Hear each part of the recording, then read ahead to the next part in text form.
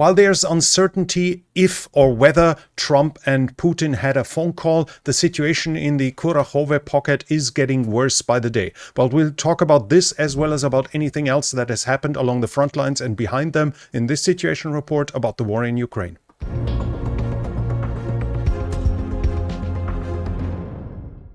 Ukraine has struck an ammunition depot in Bryansk. As you can see, the visual evidence shows that something afterwards has burned on the ground.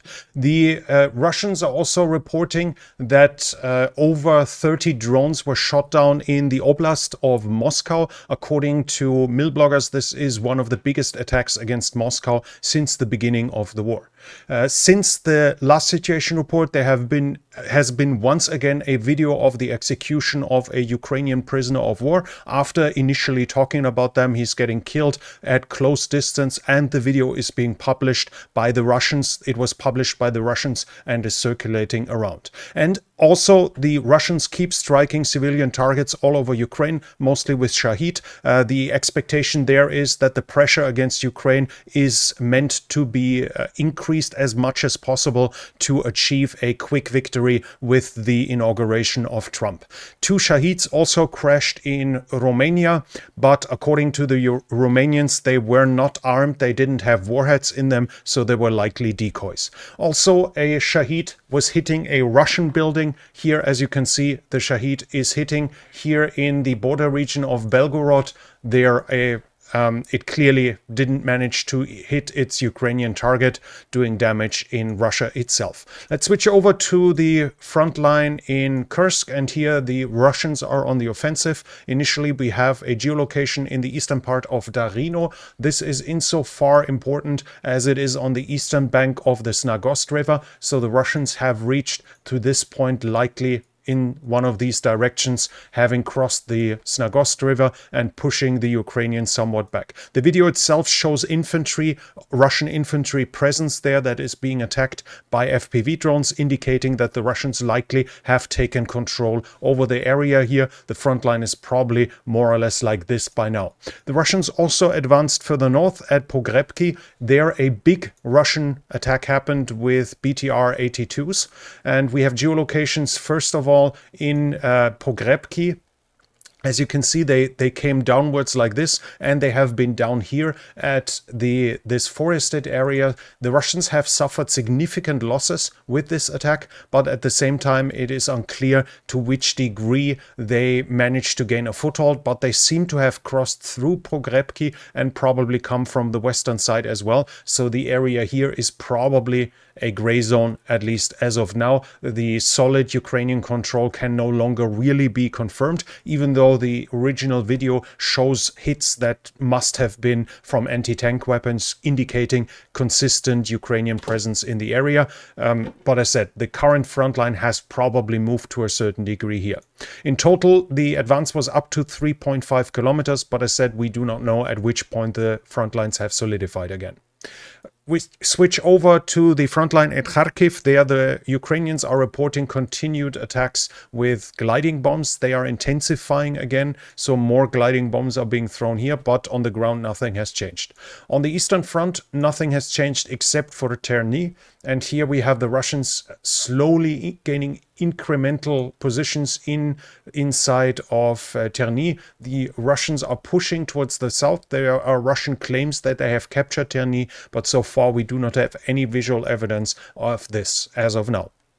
That was it north of the Seversky Donetsk. We'll switch to the area south of it. They're still fighting in the direction of Seversk, but I cannot confirm any change in territory. In Chasiv Yar, the Russians also attack, but as of now, I do not see any change since Saturday. From Toretsk itself, the Ukrainians are reporting that there are fewer Russian attacks, but when the Russians attack, they attack now with bigger numbers, indicating that they've changed their tactics. According to the Ukrainians, the Russians lose 50 to 70 men daily in the region there, and this has continued for a couple of days. The Ukrainians, on the other hand, have admitted now that they've lost the area roughly here. The area south of the high rises, the Ukrainian maps admit a loss in territory at this point here. We'll go over to the western region towards Pokrovsk there, and there we have the Ukrainians being successful with counterattacks close to Pokrovsk itself. Here at Novorodivka, once again, the Ukrainians were attacking in the direction of the town itself along this line here. We have a geolocation of them reaching the southern parts of the area here. They did an attack with M2 Bradleys with an IFV that is disembarking infantry that then clears positions. Russian mill bloggers confirm the loss of positions. So this area here is likely back under Ukrainian control now as after the Ukrainians have counterattacked. Further south, the Russians have advanced south of Novooleksivka,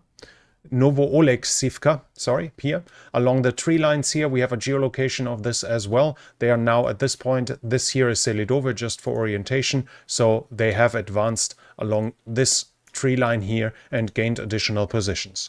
Further south in the Kurakhove direction, the Russians are now confirmed to be in Sonitsivka. This is at this point here.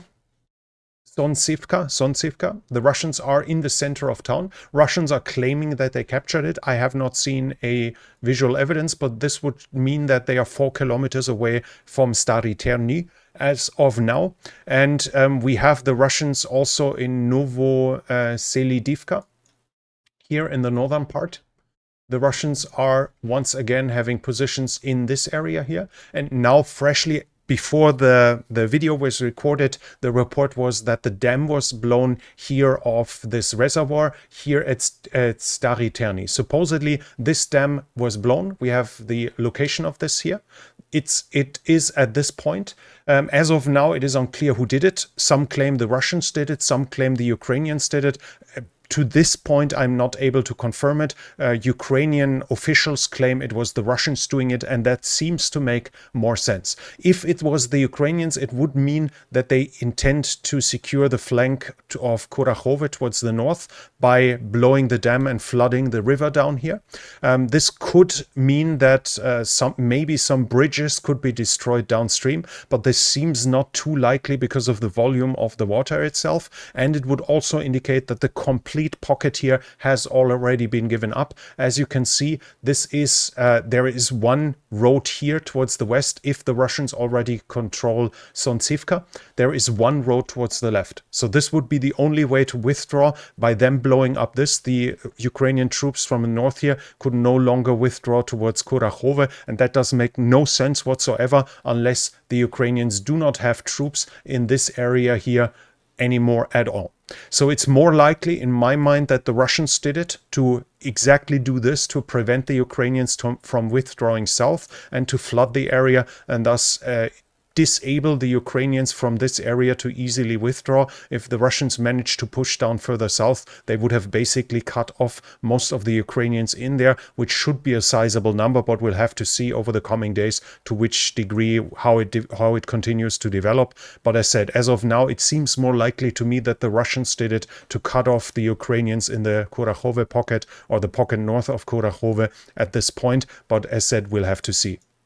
East and south of to the southeast of Kurakhove, the Russians gained additional ground as well. In the last situation report, we had the Russians taking the tree lines at this point here, and now the Russian control over the whole area here is more or less confirmed. Clearly, the Ukrainians had already withdrawn when the Russians reached this point, or they have withdrawn now. I showed it to you in the last situation report. There's barely any infrastructure. There's some tree lines. That's all that the Ukrainians can do to protect themselves. With the loss of this tree line here, it means that they would have Russians on their flank as well, which forces them to withdraw. This should mean that those towns here should fall fairly soon, with the Russians already pressuring them from the north and already fighting about Trudove. So we should expect the front line to quickly move in this direction, and then obviously Kurakhove will be in big trouble with the Russians being on the flank.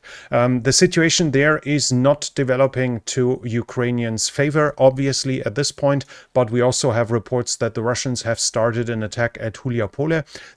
It's unclear to which degree. The number was 5 IFVs have attacked, and the Ukrainians claim they've destroyed one. So far, I do not have a confirmation whether or not the Russians gained additional ground, but the Ukrainians itself say that the Russians are starting to concentrate more and more troops here. Let's go to the overall situation. We have the claim by the New York Times that 50,000 Russian and North Korean troops are now ready in Kursk to push the Ukrainians out. The 50,000 would include the North Korean soldiers, and according to reports, parts of the North Korean troops were trained in trench clearing as well, which would indicate that they are meant for frontal attacks, for actively engaging the Ukrainian infantry with their own infantry.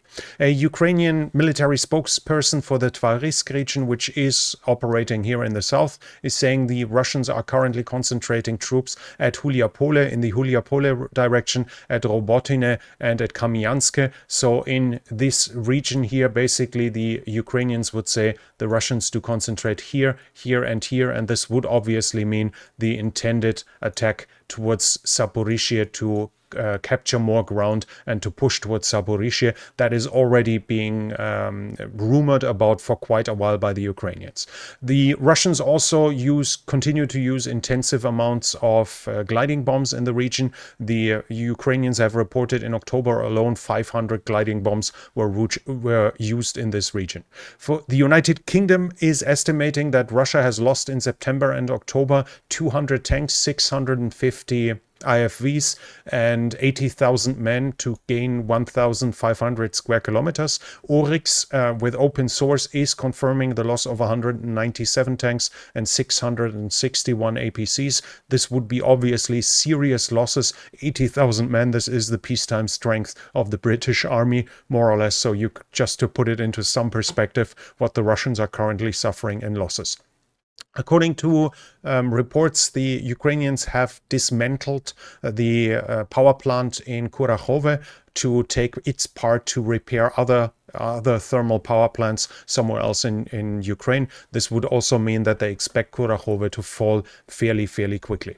In troop generation, we have news from the Ukrainians. The Ukrainian foreign minister says that Russia will produce 30% more shells in 2025 than all of the European Union together, while the European Union has just announced they have delivered 980,000 shells so far this year, and until the end of the year they expect to have delivered 1.5 million. That's almost doubling of the number. I have no idea where all those shells are supposed to come from suddenly, but at least that's what what Borrell just said about the EU aid for Ukraine. In the political sphere, obviously, the most interesting part here is the supposed phone call between Vladimir Putin and President-elect Donald Trump. Supposedly, according to the Washington Post, Trump warned Putin for an additional escalation.